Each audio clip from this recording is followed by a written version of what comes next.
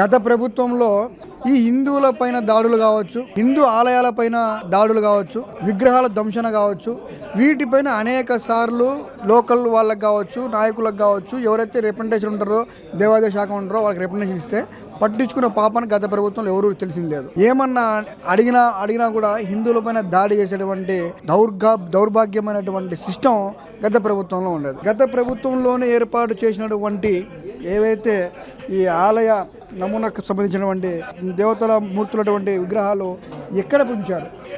అపవిత్రమైనటువంటి ప్రదేశాల్లో వాటిని ఉంచి వాటిని తయారు చేసి నిల్వలు ఉంచినటువంటి పద్ధతి మనం ఈరోజు గత ప్రభుత్వంలో గమనించాం. ఇంతవరకు దీనిపైన కంప్లైంట్ చేస్తే ఇదొక హిందువులకు మాత్రం సంబంధించింది, ఇది దేశ సాంప్రదాయానికి ఆచార వ్యవహారాలకు సంబంధించింది కాదు అన్నట్టు కొట్టివేసేటువంటి ప్రభుత్వం గత ప్రభుత్వం.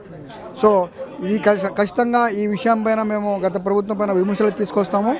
టీటీడీ దేవాలయానికి వచ్చి డిక్లరేషన్ కూడా ఇవ్వలేని వ్యక్తి జగన్మోహన్ రెడ్డి. ఈయన ఆలయాలు కట్టించాలంటే ఎవరైనా ప్రోద్బలంతో కట్టించింటాడు కానీ ఆయన ఇంటెన్షన్ మీద కట్టించినాడు. గతంలో మనం చూసాం, కోలాలనాని నియోజకవర్గంలో కూడా ఒక ఆంజనేయ విగ్రహాన్ని ధ్వంసం చేసి గుడిని రోడ్డుకి అడ్డంగా ఉందని చెప్పేసి జేసీబీతో కొట్టుకుని వెళ్ళిపోయారు. సో ఇప్పుడు ప్రశ్నిస్తున్నటువంటి పవన్ కళ్యాణ్ గారి పైన కూడా బురద జల్లేటువంటి పరిణామాలు గత ప్రభుత్వ నేతలు తీసుకుంటా ఉన్నారు. దీన్ని అయితే చూస్తూ ఊరుకునేది లేదు.